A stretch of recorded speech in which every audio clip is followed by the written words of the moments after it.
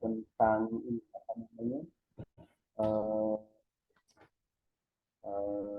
pola pikir, kemudian berpikir konsep, lalu filosofis segala macam nyampe gitu.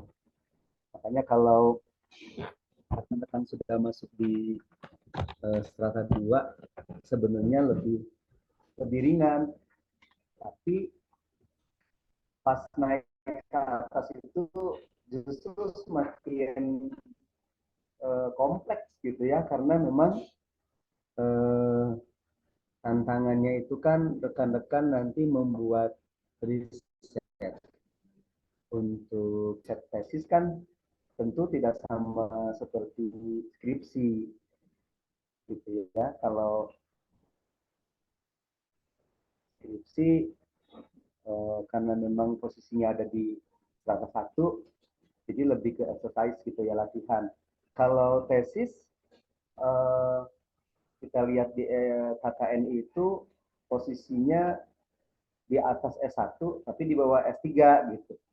Jadi kalau kita tarik benang merahnya, riset untuk tesis itu lebih kepada pemahaman konsep untuk memperoleh temuan. Berbeda dengan disertasi ya untuk S3. Kalau S3 kan sampai menemukan novelty, kebaruan. Betul. Kalau S2 kan tidak sampai ke situ gitu ya. Jadi baru sebatas finding, temuan. Nah, setiap novelty itu pasti temuan, tapi tidak setiap temuan itu bisa dikatakan sebagai novelty. Jadi rekan-rekan nanti ketika melakukan riset untuk topik-topik tesisnya harus dipersiapkan sejak masuk. Makanya ketika wawancara itu suka ditanya sama pewawancaranya, kira-kira nanti mengambil topik apa gitu risetnya, mengambil mengangkat isu apa gitu. Di awal sudah ditanya itu. Nah, oleh karena itu mudah-mudahan rekan-rekan ini semakin ajak gitu ya. Sehingga ketika nanti menulis untuk proposal tesisnya, terutama nanti di mata kuliah yang berhubungan dengan riset, bahkan termasuk dengan studio pendalaman konteks, itu akan lebih terarah. Gitu. Nah, rekan-rekan semua, ini kebetulan saya ada di ruang dosen. Ini ada kedatangan tamu istimewa ini. Ada Pak Marlin, ada Kang Fajar, ada Teh Fahita sama Teh Astrid. Ini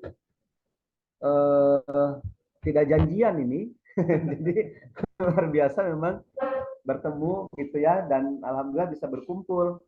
Jadi rekan-rekan sebagian melalui platform Zoom di tempat tinggalnya masing-masing, sementara kami di sini ada 5 orang bareng-bareng gitu ya. Nah, saya sebetulnya ingin menyampaikan tentang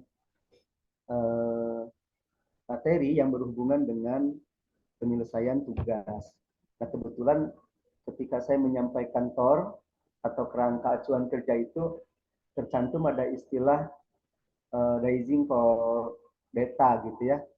Ada proses pencarian data terkait dengan riset atau ya sebut saja mini riset lah, penelitian kecil gitu ya. Nah, ini mudah-mudahan bermanfaat. Ada refreshing atau suplemen untuk menambah pengetahuan atau wawasan pada saat melakukan survei. Sudah bisa sambil mengumpulkan literatur ya.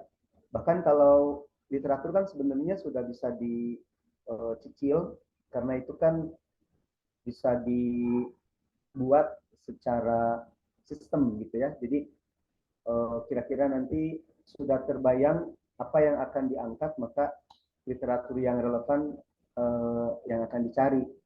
Lalu sudah mulai mengelompokkannya di dalam software Mendeley misalnya ya, atau di EndNote atau di Zotero dan lain-lain, sehingga ketika dibutuhkan tinggal dipanggil gitu. Ini lebih mudah sebenarnya. Nah, rekan-rekan semua, ini kebetulan saya mendapatkan ini dari hasil workshop ketika mengikuti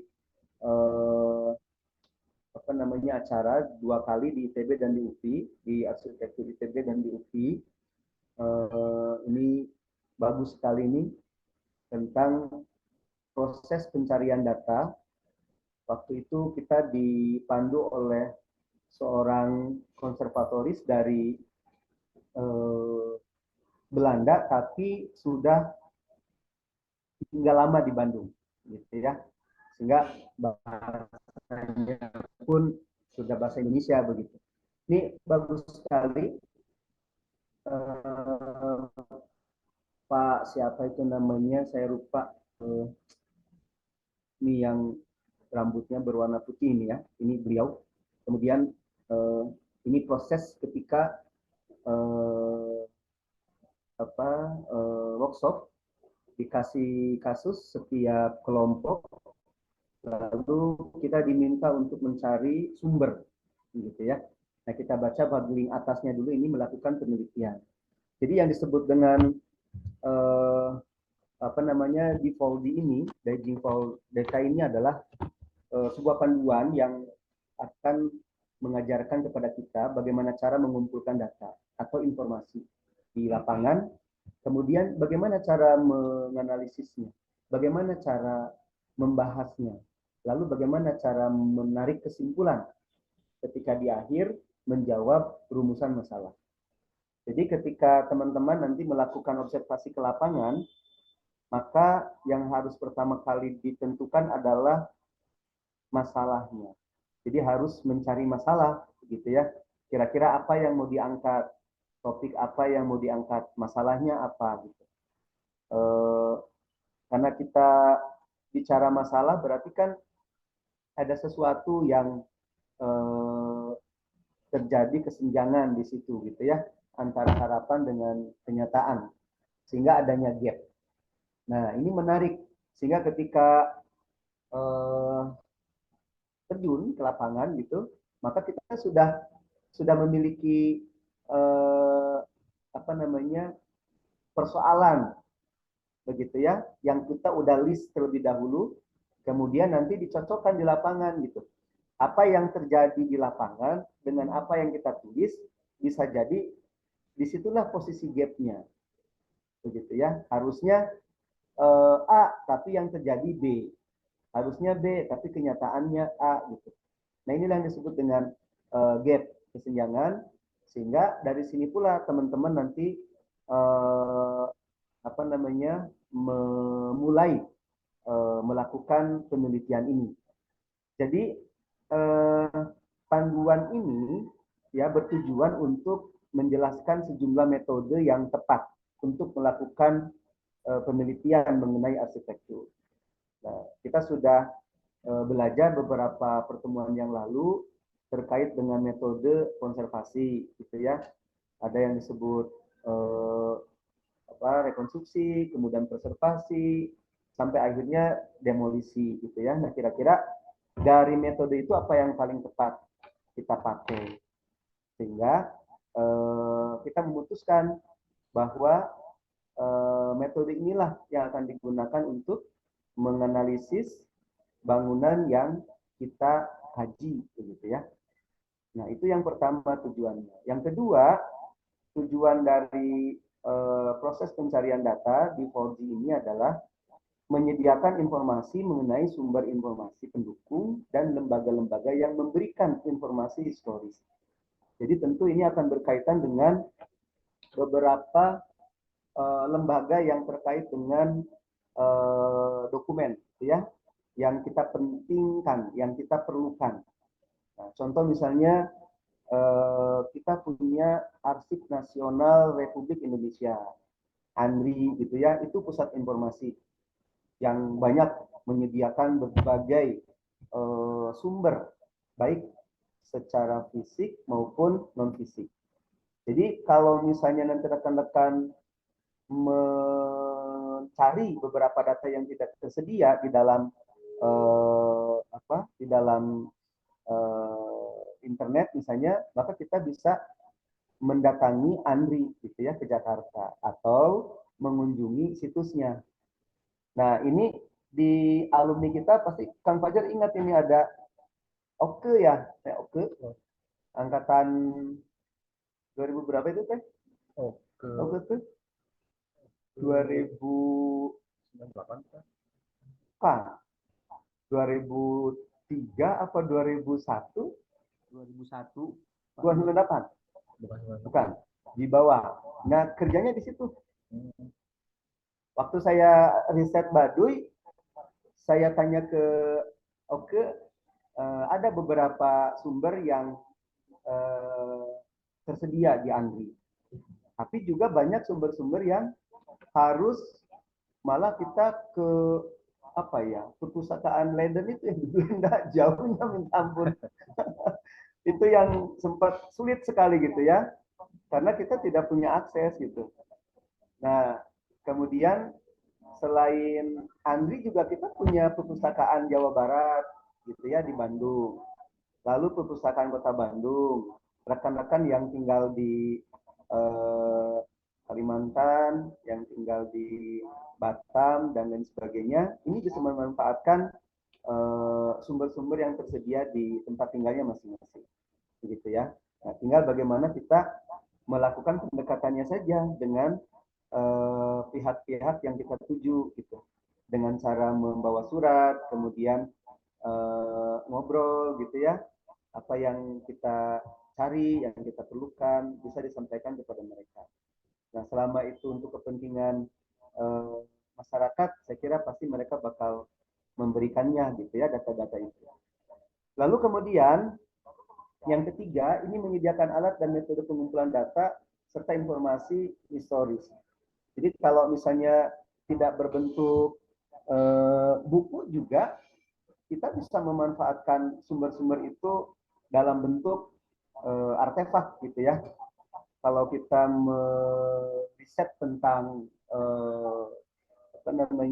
benda-benda purbakala, maka kita bisa datang ke museum geologi misalnya. Maka alat-alat yang ada di sana bisa dijadikan sebagai sumber data, gitu ya.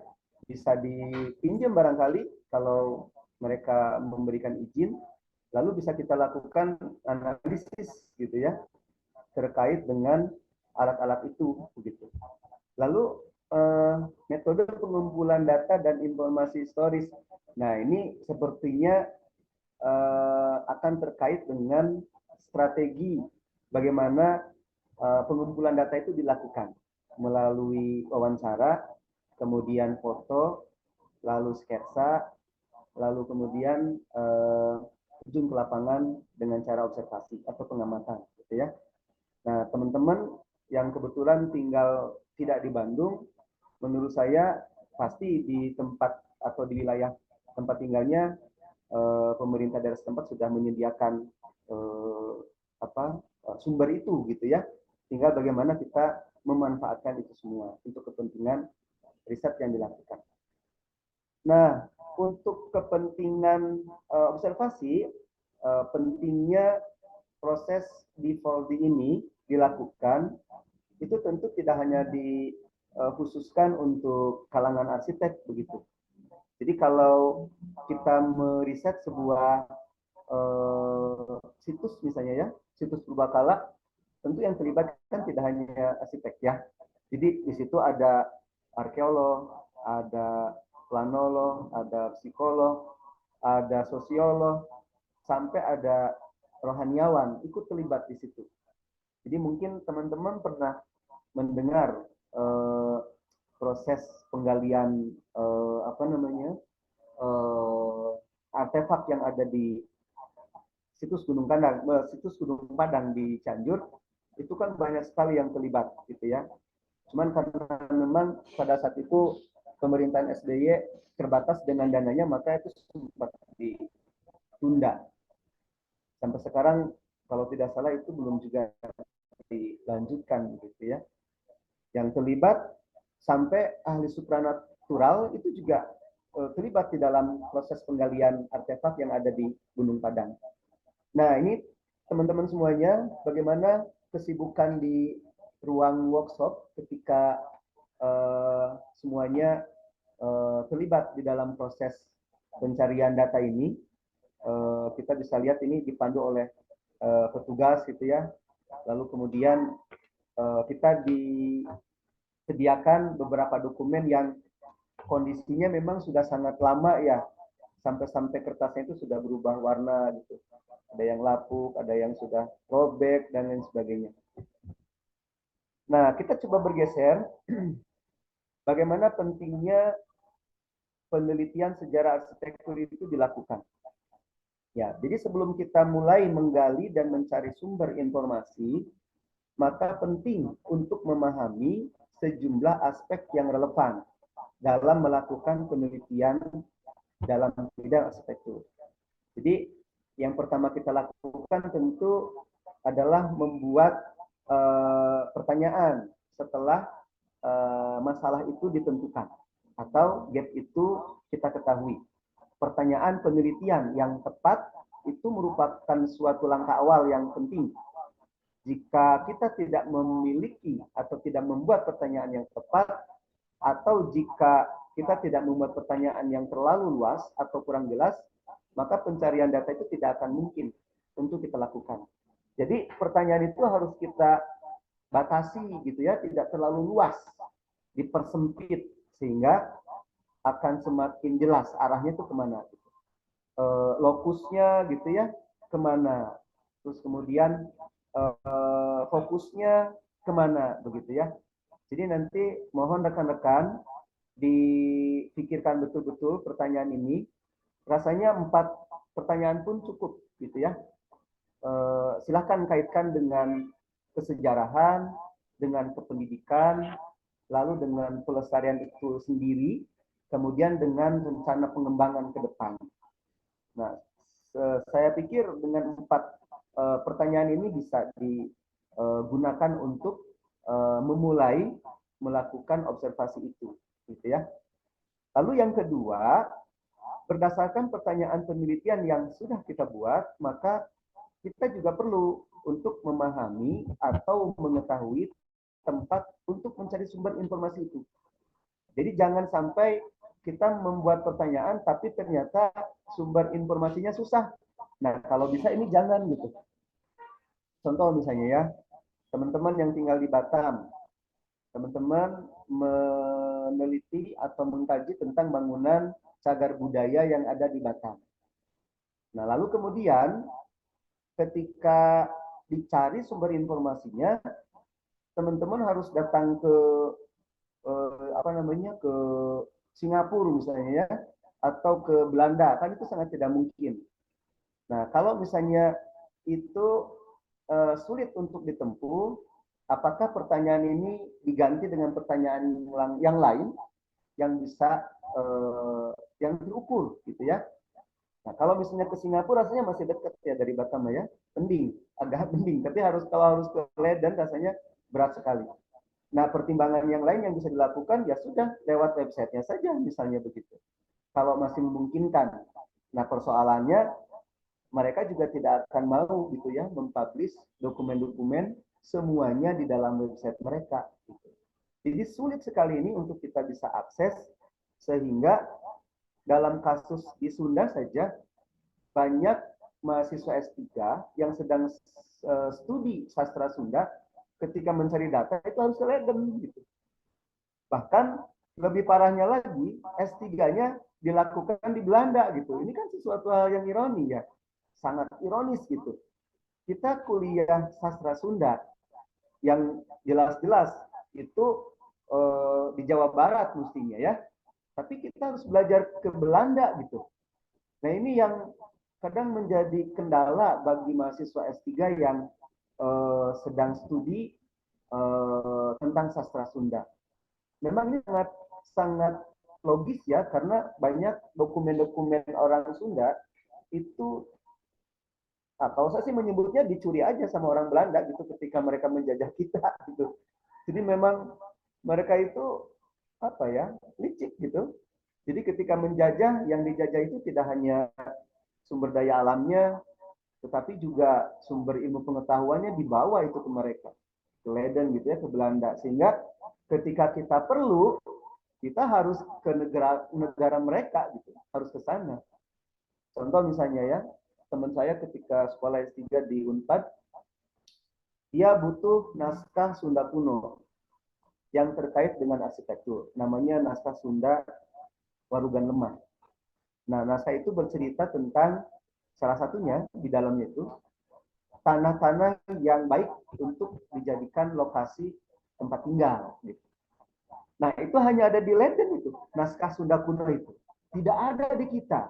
Kita cari juga ya di Museum Sri Baduga dekat Tegalega itu tidak ada. Di Perpustakaan Jawa Barat tidak ada. Sehingga akhirnya ketika ditanya-tanya gitu sampai ke promotornya, ke pembimbingnya, harus ke Leiden. Waduh, ya gimana gitu ya.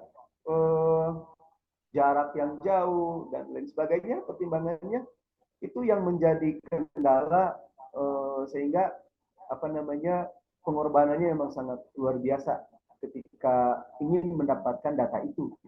Jadi kalau kira-kira tidak mudah mendapatkan datanya, lebih baik pertanyaannya mungkin diganti aja dengan pertanyaan yang lain, sehingga pertanyaan itu nanti akan dijawab oleh sumber data yang lebih mudah diakses. Gitu ya. Yang ketiga, setelah itu maka mulailah kita mengidentifikasi sumber informasinya, dipilih dan dipilah, gitu ya. Mana yang termasuk sumber informasi primer dan mana yang termasuk ke dalam sumber informasi yang sekunder. Nah, ini akan membantu kita untuk mempermudah penelusuran dari data-data itu. Nah, gitu ya. Nah, terus kemudian ini bisa dilanjutkan, silakan teman-teman bisa baca. Rasanya sudah saya kirim ini, saya upload di spot ya, tinggal nanti bisa dibaca. Nah, kita lihat coba ke bawah ini, 6 langkah penelitian. Ya, dari mulai menentukan pertanyaan, yang kedua mengidentifikasi kumpulan data dan sumber informasi yang tersedia, yang ketiga tentukan kumpulan data dan sumber informasi yang akan digunakan, yang keempat bagaimana menggunakan sumber itu, kelima menafsirkan atau menginterpretasikannya dengan bahasa kita sendiri, yang keenam menyimpan dan membuat referensi data-data itu dalam bentuk online, begitu ya. Sehingga nanti teman-teman ketika menghasilkan sebuah karya artikel ilmiah, maka orang lain akan lebih mudah untuk mengetahuinya. Misalnya Pak Marin ini pakai daftar pusakanya apa aja ya? Pas dicek di daftar pusakanya, oh ini jelas kelihatan, gitu ya. Sehingga kalau menggunakan Mendeley, itu secara otomatis akan terekam gitu di dalam tulisan itu. Beda kalau kita manual gitu ya. Ini yang sulit sekali. Makanya rekan-rekan segera mendownload Mendeley-nya atau EndNote atau Zotero, sehingga ketika digunakan untuk menyimpan referensi data-data yang kita pakai itu aman, begitu ya. Kalau tidak, berbahayanya ini bisa dikategorikan sebagai tindakan yang plagiat. Ini yang jangan sampai terjadi, gitu ya. Nah, kita lanjutkan penjabaran dari keenam langkah penelitian itu sebagai berikut. Nah, pertama, menentukan pertanyaan penelitian dengan menggunakan 5W. Nah, contoh ini ya.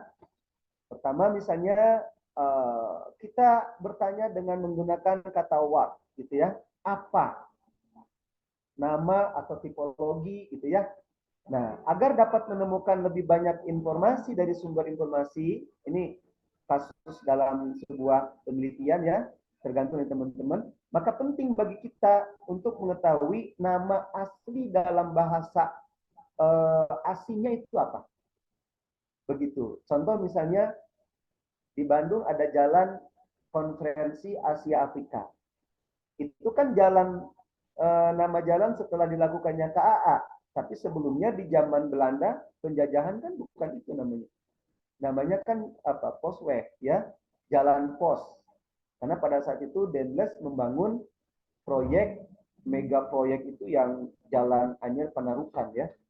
Jadi memang ada nama asli yang digunakan di era penjajahan Belanda, kemudian dia berubah menjadi nama lokal. Nah, ini yang penting untuk rekan-rekan telusuri gitu. Jadi ketika rekan-rekan mengkaji sebuah bangunan, coba dicek nama jalannya apa.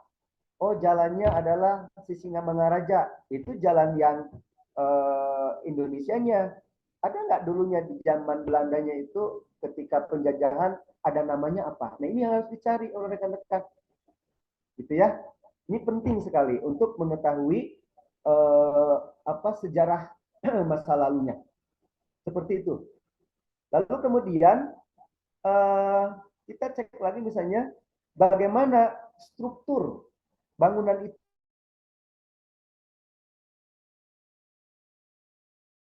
Apa nama wilayahnya? Gitu ya. Apa nama daerahnya? Nah, ini memang ya inilah riset yang dilakukan oleh mahasiswa S2 memang begini gitu ya. Tidak seperti anak S1 gitu. Jadi sangat sangat mendalam. Nah, itu dengan menggunakan kata what gitu ya. Yang kedua adalah where. Nah, di mana lokasinya objek itu? Itu ada di mana itu? Apa alamat di masa lalunya itu?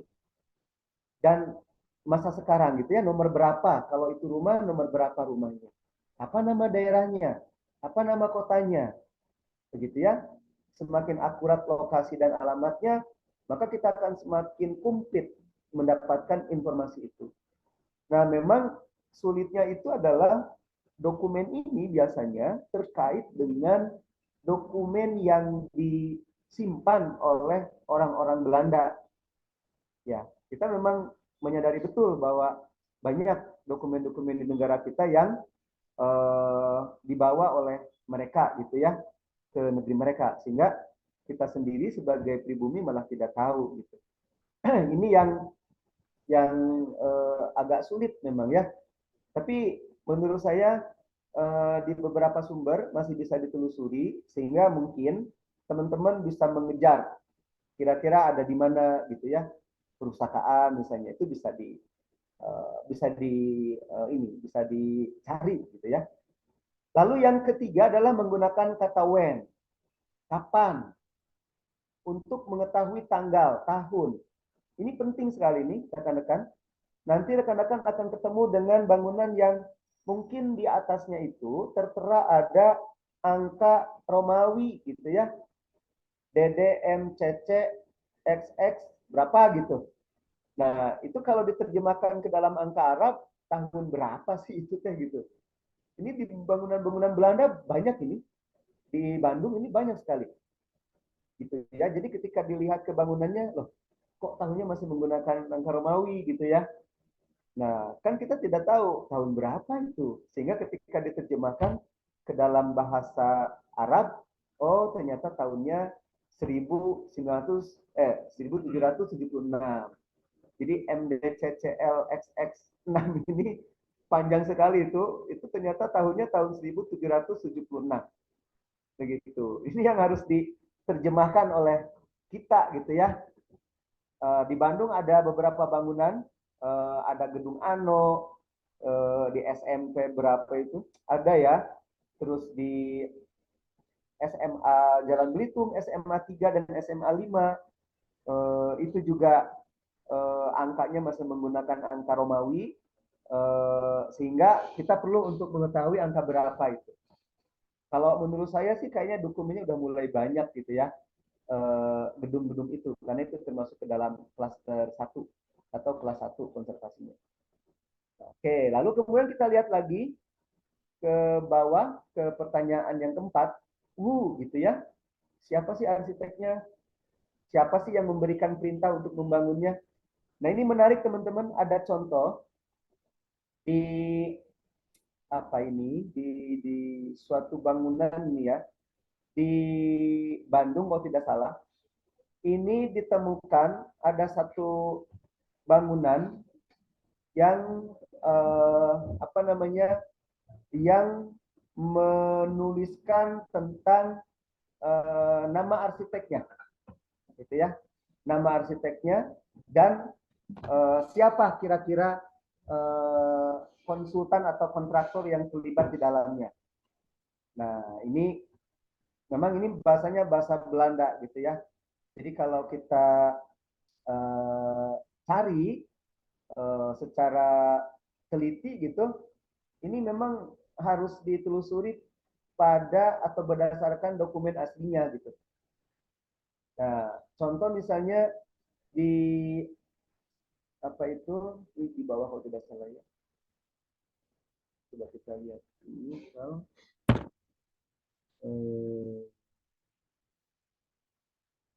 ya ada bangunan yang dibangun oleh seorang arsitek berkebangsaan Belanda namanya De Bos, De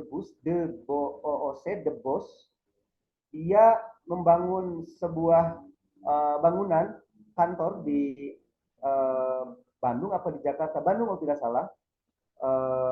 Kemudian ternyata yang memerintahkannya itu pada saat itu adalah Dendes. Gitu. Dendes menyuruh dia. Kemudian dia diminta untuk membangun bangunan itu. Kemudian tertera di situ tahunnya tahun berapa gitu ya disebutkan. Ketika Dendes memerintah tertera tahunnya. Ketika Debus melaksanakan tertera tahunnya. Nah ini saya sendiri nggak bisa baca ini bahasa Belanda, nggak bisa bahasa Belanda ini, jadi memang kelihatan sekali ini di dalam plakatnya ini menggunakan bahasa Belanda ya, sehingga plakat ini bisa dijadikan sebagai acuan untuk membaca riwayat dari atau sejarah dari gedung itu sendiri. Nah, sehingga nanti pertanyaan 4 ini nyambung dengan pertanyaan 5. Mengapa gitu? Kenapa Dendes memerintahkan De Bus membangun gedung itu? Motifnya apa gitu ya? Apa sih yang melatar belakangi bangunan itu dibuat gitu? Ada peristiwa apa? Ada sejarah apa? Gitu ya. Ini yang terus digali begitu ya, digali supaya harapannya kita mengetahui gitu. Tapi kadang susah juga Pak, misalnya ditanya begitu ya, kadang susah juga ini, gimana kita bisa mengetahui motifnya seperti apa, karena orangnya juga sudah meninggal, dokumennya juga kita tidak menemukan gitu ya. Nah mungkin kita bisa mewawancarai masyarakat yang ada di sekitar wilayah itu. Nah, repotnya kalau orang-orang yang tempat tinggal dan hidup di zaman penjajahan itu juga sudah meninggal. Ini yang paling susah. Mending kalau dia mewariskan cerita itu ke anak cucunya. Kalau tidak, maka keterangan itu ikut menghilang dengan meninggalnya orang tersebut. Ini memang yang sulit kadang ya. Saya juga menyadari betul ini ketika saya melakukan riset aja di Baduy, itu ingin mendapatkan informasi susahnya minta ampun. Apalagi orang Baduy itu sangat protek gitu ya terhadap orang luar. Sehingga ketika ada orang luar masuk, mereka jaga jarak. Ini nggak saya kenal. Hati-hati sekali mereka itu. Data yang mereka keluarkan itu tidak sembarangan gitu ya. Sehingga kita harus melakukan pendekatan yang benar-benar gitu, pendekatan humanis, diajak ngopi gitu ya, diajak ngedongeng, diajak makan, lalu kemudian tidak dapat hari itu, nggak apa-apa, besok coba lagi, ketemu lagi, nginep di situ, di rumah dia, kemudian diajak bercerita lagi, tidak dapat lagi hari kedua, hari ketiga, terus begitu. Akhirnya lama-lama mereka merasa nyaman gitu ya, karena ternyata orang ini jujur gitu dan benar, dia meneliti. Akhirnya keluar data itu. Ketika keluar, tidak langsung ngamburudur, tidak langsung semua gitu ya, tidak begitu. Sedikit-sedikit data itu, kayak yang pelit gitu ya, dikit sekali dia keluarin, terus kemudian kita coba lagi, keluar lagi gitu. Terus saja gitu ya. Bahkan apa namanya?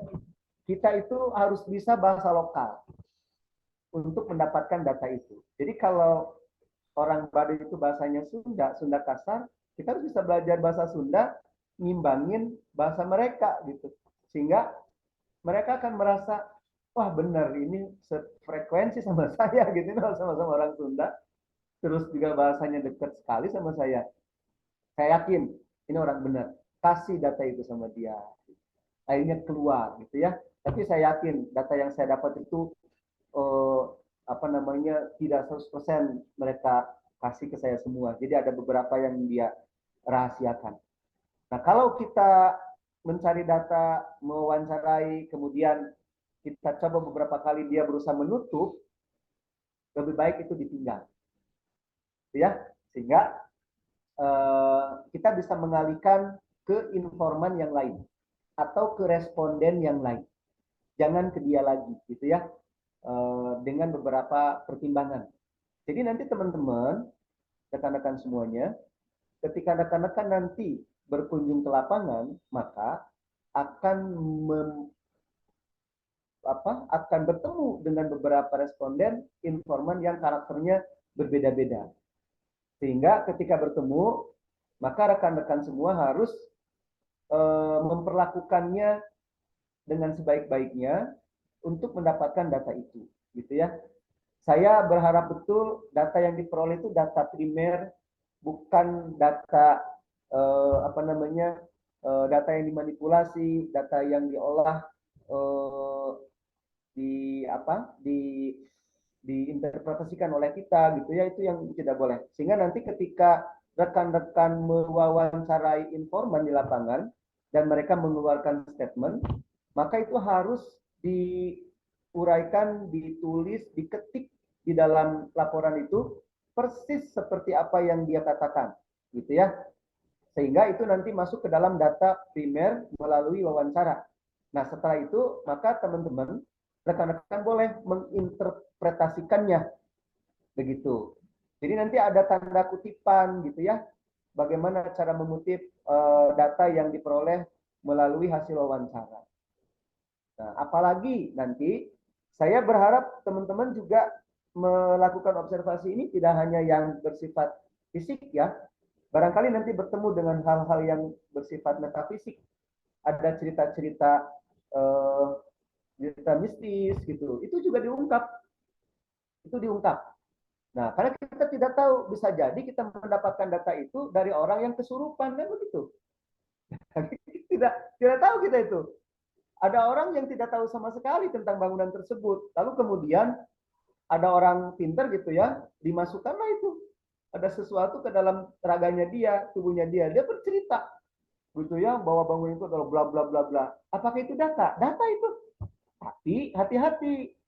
Jangan sampai kita langsung menganggapnya sebagai data valid gitu ya. Hati-hati. Harus diolah dulu. Sehingga nanti data itu akan kita jadikan sebagai pegangan kita. Itu bisa loh dilakukan itu. Begitu. Makanya kenapa itu acara-acara uji nyali terus UKA-UKA dulu ya, ketika lokasinya memang di bangunan cagar budaya, bangunan yang dikonservasi, yang apa yang dilindungi, dijadikan lokasi UKA-UKA, lalu kemudian orang pintarnya, paranormalnya memasukkan roh ke dalam raganya si perantara itu, kemudian dia bercerita gitu ya, siapa yang pernah tinggal di situ dan lain sebagainya. Jadi akhirnya tahu gitu.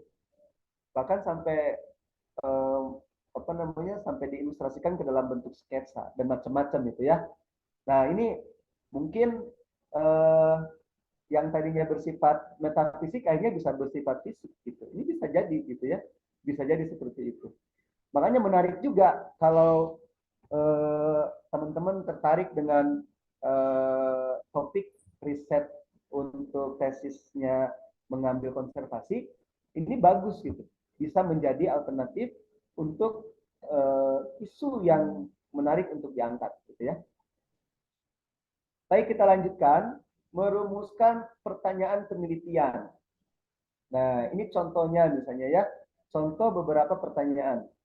Saya mencari peta tua Surabaya. Pertanyaan ini bermasalah karena kata sifat tua yang bisa merujuk pada apapun yang berasal dari abad ke-17 sampai dengan apa namanya sebelumnya ya. Nah, ini menurut saya eh, perlu kita batasi ya. Jadi kalau kita menyebut tua itu kan memang sangat umum. Tahun berapa sih yang disebut tua? Nah, biar jelas kasih batasannya dari tahun berapa sampai tahun berapa. Misalnya dari 1900 sampai 1942, jelas rentannya. 42 tahun. Apa yang terjadi selama 42 tahun itu? Kalau ada perubahan, perubahan apa yang terjadi? Apa yang berubah? Apa yang continue? Ini yang perlu dipotret gitu. Gitu ya. Jadi rekan-rekan nanti bisa memahami kira-kira pertanyaan yang bisa membuat bingung, ambigu, yang tidak jelas. Menurut saya ini harus dipersempit gitu ya. Contoh yang tadi ini, kata tua. Ini kan sangat sangat universal sekali yang dimaksud dengan kata tua ini. Nah, terus kemudian saya mencari data perumahan dekat stasiun kereta api di Tegal. Ini ya, ini pertanyaan yang baik. Jadi kalau sudah menyebut kota jelas Tegal, ya berarti jelas Tegal kita, Jawa Tengah di sana. Kita datangi stasiun kereta api di Tegal itu kereta api apa, gitu ya. Jadi sangat clear, pertanyaannya sangat clear.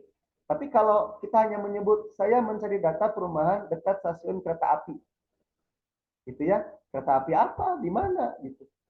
Ini yang membingungkan, gitu ya. Nah kalau sudah jelas, teman-teman bisa menggunakan apa namanya informasinya, gitu ya. Informasi apa yang dibutuhkan, bagaimana cara mencarinya, gitu, dan lain sebagainya. Nah ini rekan-rekan semua apa namanya proses dari meneliti. Tadi langkah 1, ini langkah 2, mengidentifikasikan kumpulan data dan sumber informasi yang tersedia. Ini kita bisa lihat contohnya ya. Misalnya apa namanya tetap menggunakan 5W ini. Jadi 5W ini selalu dipakai oleh teman-teman untuk apa namanya mempertanyakan data itu, gitu ya. Oke, kita geser ke bawah. Ini sisanya silakan nanti rekan-rekan pelajari semua. Kemudian langkah ketiga, tentukan kumpulan data dan seterusnya. Langkah keempat, bagaimana menggunakan sumber informasi itu, gitu ya. Untuk apa itu?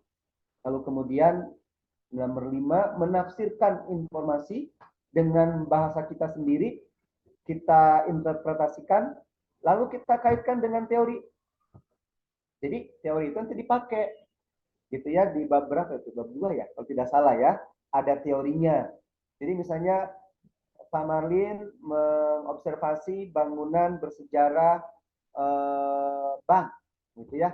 Maka cari teori tentang bank, cari teori tentang bangunan kolonial Belanda, cari teori tentang apa namanya gaya arsitekturnya yang berkembang, gitu ya. Misalnya Kang Fajar mengobservasi tentang bangunan rumah tinggal, cari teori tentang rumah tinggal, kemudian pola tata ruang perumahan seperti apa. Itu yang akan dipakai nanti untuk menginterpretasikan atau menafsirkan ini, gitu ya. Nah ini penting sekali supaya hasil bahasan kita itu eh, tidak ngarang, gitu ya, tapi betul berdasarkan teorinya. Nah yang terakhir, menyimpan dan mengacu sumber informasi dan data. Nah ini bagaimana cara apa namanya menulis, gitu ya, dengan menggunakan referensi. Bagaimana sih cara mencantumkan jurnal, judul buku, kemudian majalah, artikel, dan lain sebagainya. Jadi mudah-mudahan teman-teman sudah mendownload software ya untuk daftar pustaka, sehingga nanti itu akan mempermudah teman-teman nanti menjelaskan sumber-sumber data yang dipakai, gitu ya. Nah, sepertinya itu rekan-rekan yang bisa saya sampaikan. Semoga ini bisa menjadi bekal untuk rekan-rekan semua. Coba kita lihat, ini ada beberapa kasus di Jakarta ya, Gedung Cagar Budaya Kementerian Keuangan di Jakarta. Nah, ini ada contoh, dia tertera di dalam plakat ini tahunnya tahun MDCC C9. Ya, ternyata ketika diterjemahkan ke dalam angka Arab ya, maka dia tercantum tahunnya ini tahun berapa ini? Coba kita lihat. Tahunnya 1809. Gitu ya. Nah, siapa yang memerintahkan bangunan itu dibuat? Yang memerintahkan adalah Daendels. Gubernur Jenderal Herman Willem Daendels. Ketika dia memerintahkan tahun 1828. Siapa yang diperintahnya? The Bush, gitu ya. Ini yang diperintahnya. Dia mendapat perintah dari Daendels untuk membangun gedung itu. What? Apa nama sekarang gedung itu? Oh, nama sekarang itu gedungnya adalah gedung kementerian. Namanya. Apa nama gedung dulunya?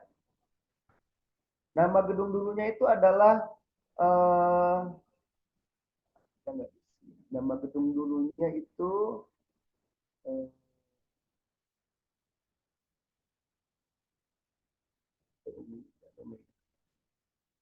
nah, nama gedungnya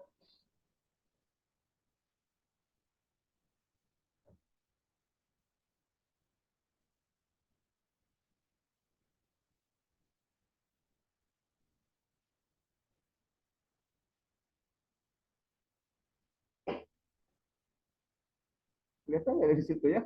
Kelihatan ini. Nama gedungnya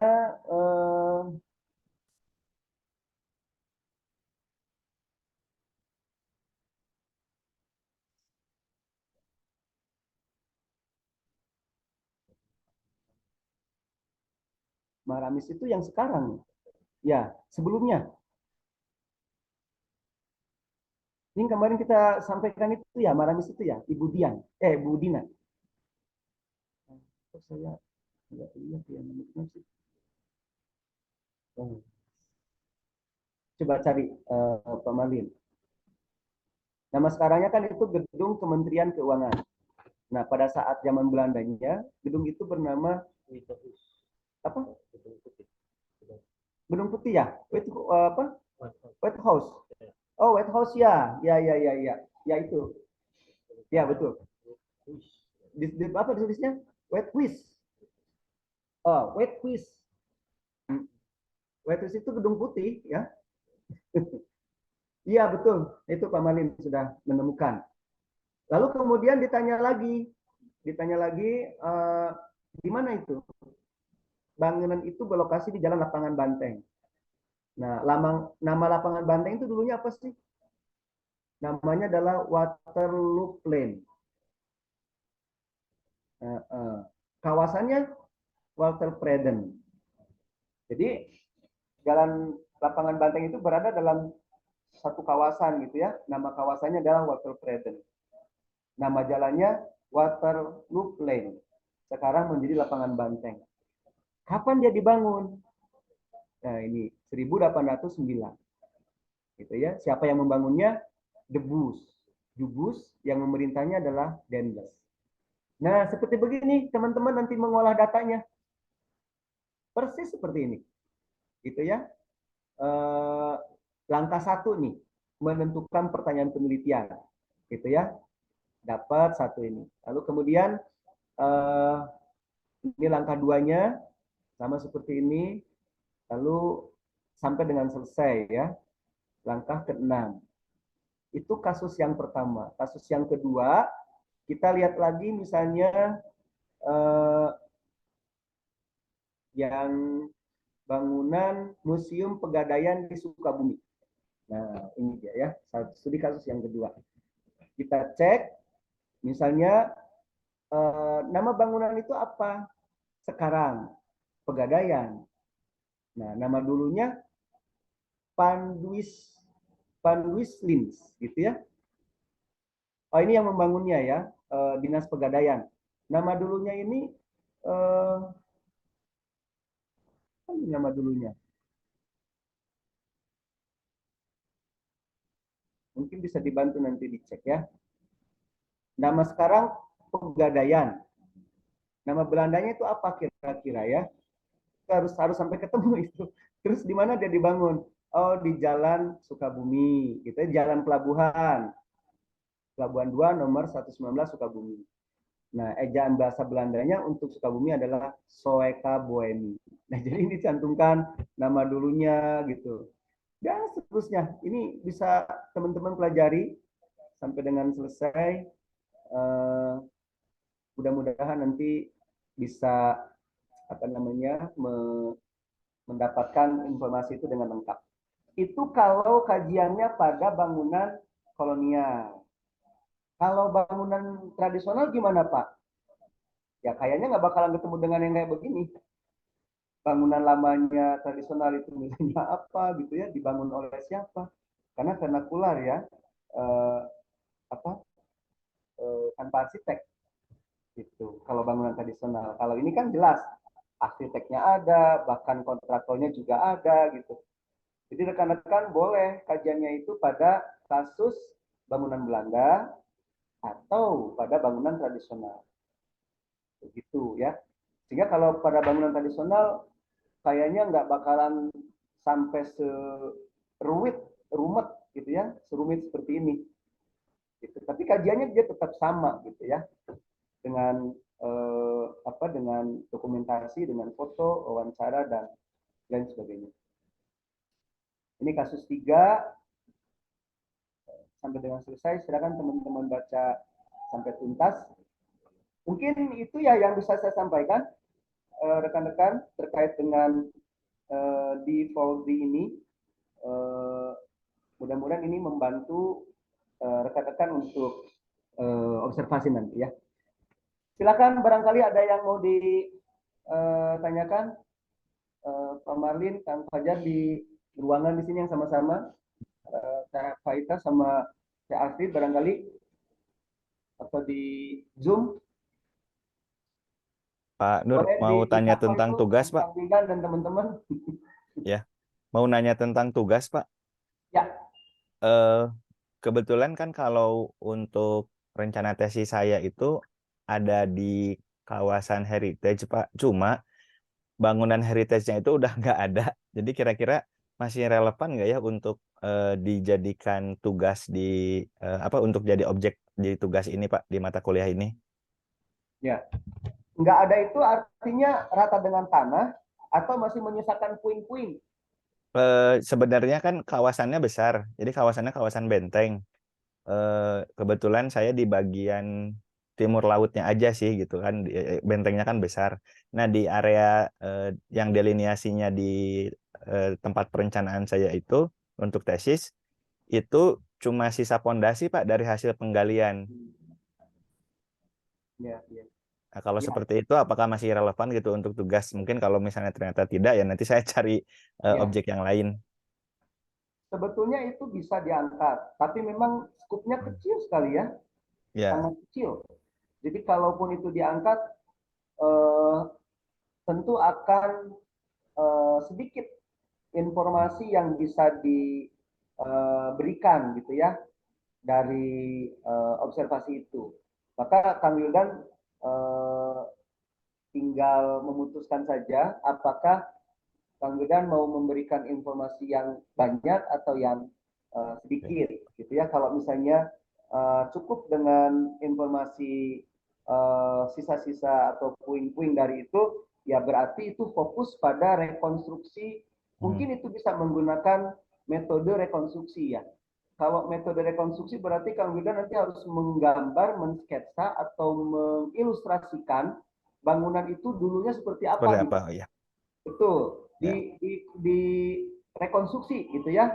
Dibuatkan animasinya gitu seperti apa. Sampai akhirnya dia kondisi sekarang hanya puing-puing yang tertinggal gitu. Kalau menurut saya sih bisa itu. Bisa. Karena masih menyisakan beberapa artefak ya yang masih bisa ditelusuri. Kecuali kalau dia rata dengan tanah, sudah hilang saja itu kayaknya sulit ya, nggak bisa gitu. Jadi boleh, Kang Wildan boleh melakukan itu, kayaknya menggunakan metode rekonstruksi yang cocok itu. Direkonstruksi gitu ya, seperti ada peristiwa kecelakaan di jalan raya, kecelakaannya sudah berlalu, tapi masih ada korbannya gitu.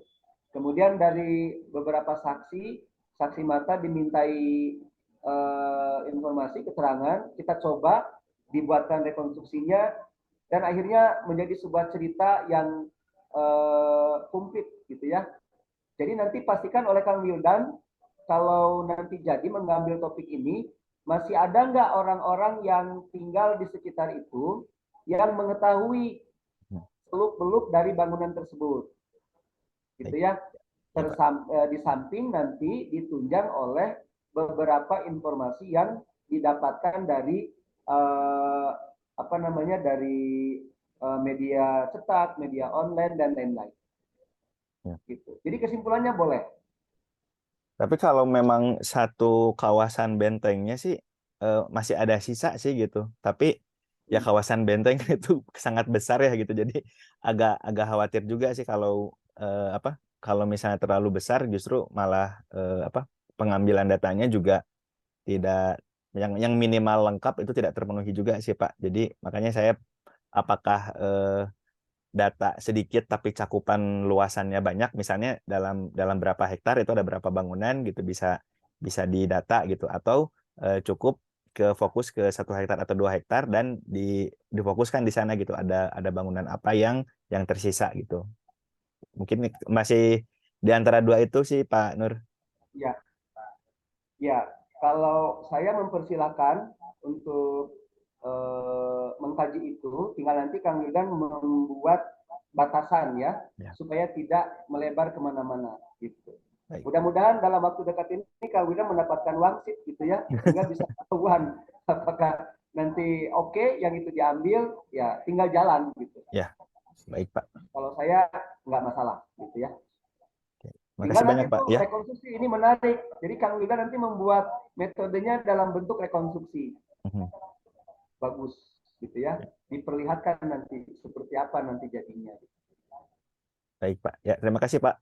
Oke, sip. Ya. Sami-sami Kang Wildan ya. Oke, ada lagi?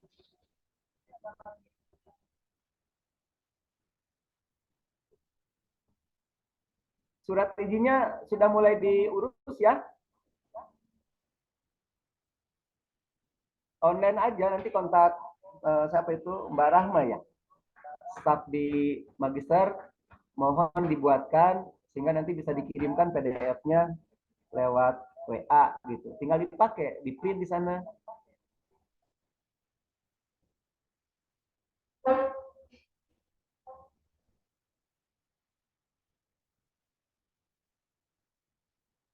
Ini mau menyapa nggak Pak Marlin? Kang Fajar ini teman-teman. Ya Pak Marlin. Iya, ini kapan teman-teman kumpul di sini? Pak Marlin ini dari hari apa ke Bandung? Rabu. Hari ini ya. Dari Batam. Dari Batam. Samarinda. Oh, sekarang sama Fajar. Kemarin sama Rinda ya. Besok Amerika. Besok sama siapa?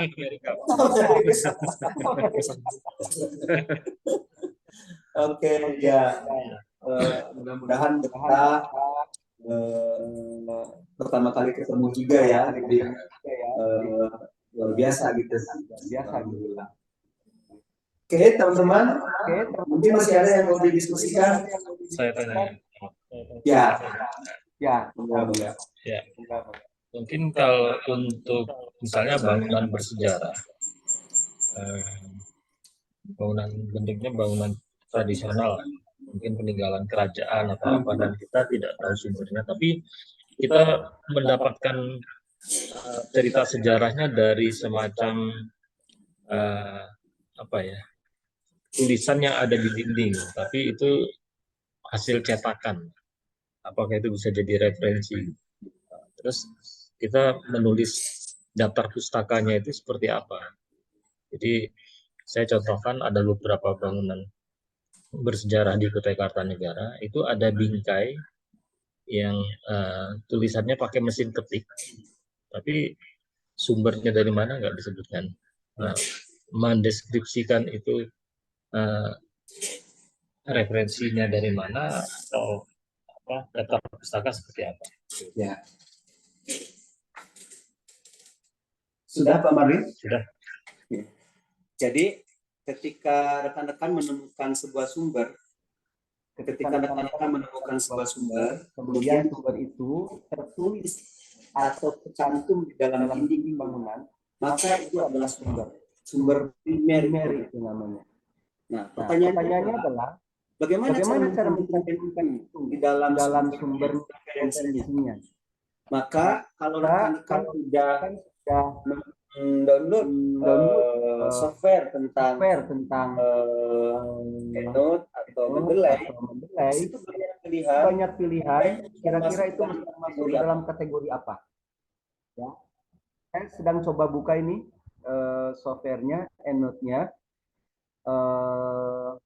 karena di dalam pilihannya itu dia bisa digolongkan ke dalam bentuk contoh misalnya ya, ada buku, ada artikel, ada proceeding, ada website, kemudian ada wawancara, lalu ada dokumen. Nah, mungkin yang dekat itu adalah dokumen, gitu ya. Dokumennya tertera di dalam dinding, tertulis pada dinding. Nah, saya coba ini buka, ini masih loading sebentar. Kita cek, sehingga nanti tinggal dituliskan di reference-nya, gitu ya. Yang bisa diketik secara manual. Nah, ini nih, kita lihat.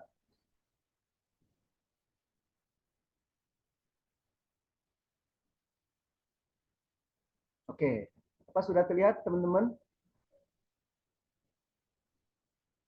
Sudah belum? Belum ya? Belum Pak ya? Oke, sudah. Nah, ini namanya EndNote. Software EndNote untuk citasi referensi. Nah, pertanyaan Pak Marlin tadi, itu kita klik referensinya di sini. Nah, new reference, kemudian kita buka, ya, lalu kita cek, ketik klik ini, nanti dia bisa cek, kita banyak sekali ini kita cek. Ada audiovisual, ada bill, ada blog. Jadi kwitansi pembayaran itu bisa masuk ke dalam sumber. Bill, blog, book, bagian buku, studi kasus, katalog, terus komputer, program komputer, kemudian data tes, kamus, buku yang diedit, artikel elektronik. Perhatikan oleh rekan-rekannya, banyak sekali tuh. Dokumen gubernur, kemudian hearing, interview, terus sampai musik, map, kemudian paten, pamflet, podcast, surat kabar yang dirilis, laporan, serial, standar, statuta, tesis, unpublished work, web, gitu ya. Nah, kayaknya ini masuk ke dalam bagian dokumen. Dokumen kita bisa masukin ke dalam apa ini, dokumen atau bagian figur. Ini bisa masuk ke figur. Kalau kita masukin figur misalnya ya, nah tinggal di sini. Siapa yang membuatnya? Tahun berapa? Apa judulnya? Apa nama filenya? Kalau ada, ini bisa diisi semua, bisa enggak ya. Lalu kemudian dipublikasikannya di mana? siapa yang mempublikasikannya, ukuran image-nya berapa, kalau ada deskripsi silakan dideskripsikan. Terus sampai ke bawah, silakan rekan-rekan isi, kalau memang itu bisa diisi, kalau tidak abaikan saja. Lalu kemudian apa namanya, captionnya. Nah, apa pesannya di situ, gitu ya? Diakses tanggal berapa oleh Pak Marlin. Kemudian pakai bahasa apa? Nah, nanti kalau udah jadi ini rekan-rekan, nanti ini kita tutup, nanti dia disimpan gitu ya. Nanti muncul ke dalam bentuk ini. Nah, ini tinggal apa itu namanya, disitasi nanti di dalam tulisan rekan-rekan semua. Jadi kalau kita contoh, misalnya ya, kita contoh satu, kita klik, contohnya misalnya, kita contoh satu saja kita buat.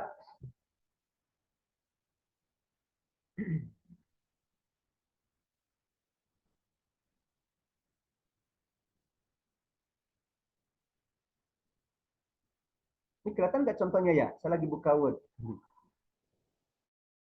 Kelihatan ya? Belum, Pak. Belum ya?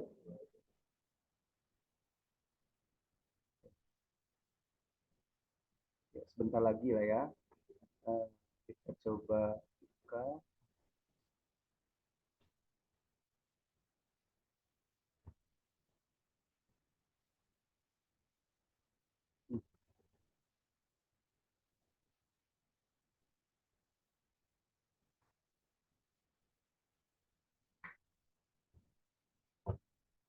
Oke, kelihatan ini? Udah ya? Oke, kita coba buka. Kita kasih contoh satu. Cara mensitasinya. Memang harus duduk santai gitu ya ngisinya ini. Nggak bisa diburu-buru.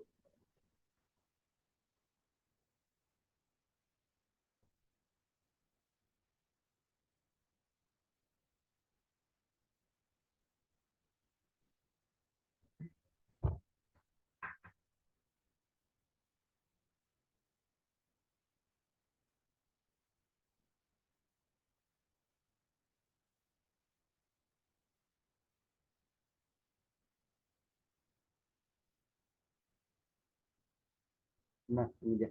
Sudah terlihat ya? Nah, kita cek. Ini contohnya.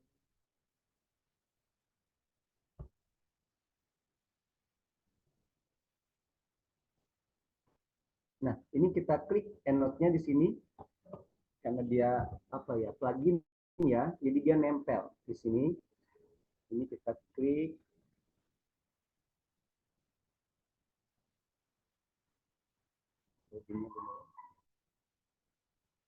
Kita klik, kemudian klik di sini nih, go to EndNote.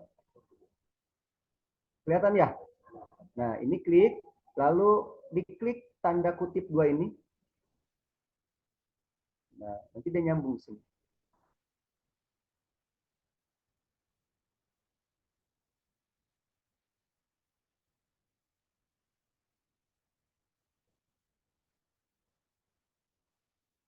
Nah, terlihat ya? Nah, nanti seperti begini. Jadi bisa misalnya di sini dikasih tulisan di sininya ya. Menurut Nuryanto misalnya ya. Tahun berapa gitu, bahwa arsitektur adalah bla bla bla bla gitu ya. Ceritain di sini. Nah, ini masukin kutipannya di sini. Masukin, ini klik lagi. Nah, ini diklik, masukkan dia. Lalu kemudian nanti dia tersitasi, gitu ya. Nah, ini kita buang. Kemudian kita keluarkan ini namanya, jangan di dalam. Ini kita edit citasinya.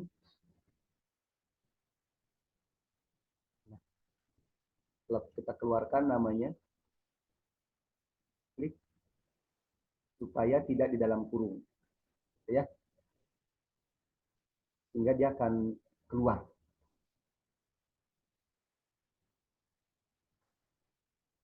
Nah, begini ya. Menurut Agustian, ini, kalau Agustian namanya ya, jadi kebetulan kalau Nuryanto tadi ya berarti citasinya Nuryanto. Menurut Agustian 2022 bahwa arsitektur adalah ilmu yang mempelajari bla bla bla bla, maka nanti tercantum di daftar pusakanya ini di bawahnya. Jadi ini adalah daftar pustaka. Nah, begitu. Jadi kita akan banyak menulis ini banyak, lalu dimasukkan citasinya gitu. Jadi semakin banyak citasinya akan banyak nanti di sini nempel. Kan sangat memudahkan ya. Tinggal nanti dipilih. Sayangnya mau pakai apa? Mau pakai apa? Atau mau pakai Harvard misalnya? Ada Harvard, ada Vancouver, ada Turabian. Kita tinggal pilih aja nih. Biasanya apa, Pak? Biasanya sih pakainya apa? Gitu. Standar kutipan citasinya pakai apa? Pakai ini, gitu ya. Jadi kalau apa seperti ini. Kalau kita klik Harvard, bisa beda dia.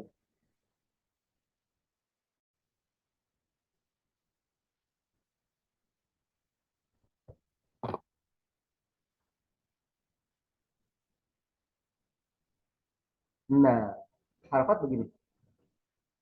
Gitu ya, ya, berubah gitu. Ini kalau Harvard. Jadi tinggal beneran dia mau pilih apa gitu. Kita sih biasanya pakai apa ya. Begitu rekan-rekan, kita sudah maghrib ini. Jadi tadi yang disampaikan oleh Pak Marlin, yang tertulis dalam tembok itu bisa. Yang tertulis dalam sepatu itu juga bisa dimasukkan gitu ya. Nanti tinggal disesuaikan aja ininya penulisannya di sini secara manual, gitu ya, secara manual. Nanti kalau secara sistemnya digitalnya gampang itu, yang di Logo Scholar tinggal diklik, masukin. Minggu depan lah nanti insya Allah kita coba ya, kita coba. Barangkali itu ya rekan-rekan. Saya belum closing S1 ini di atas, harus balik lagi juga. Jadi alhamdulillah kita sudah selesai untuk belajar tentang apa namanya mengumpulkan data, lalu kemudian mencari data dan menganalisis data, serta sedikit ada ulasan tentang citasi. Mudah-mudahan ini bisa memberikan pencerahan untuk rekan-rekan dan mempermudah proses nanti mengerjakan tugasnya. Barangkali itu ya bisa saya sampaikan. Mohon maaf atas kesalahan, hilaf, dan kekurangannya. Billahi taufiq wal hidayah. Wassalamualaikum warahmatullahi wabarakatuh. Terima kasih. Waalaikumsalam warahmatullahi Waalaikumsalam warahmatullahi wabarakatuh. Nuhun, Pak. Kang Wildan, absennya sudah kami. Absen. Ini paling Saya tinggal dulu ya. tulis Saya dari sini ya. Saya ke atas dulu.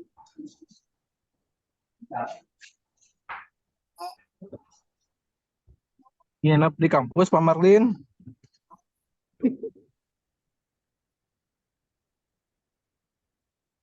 Bang Takdir ditunggu-tunggu ini.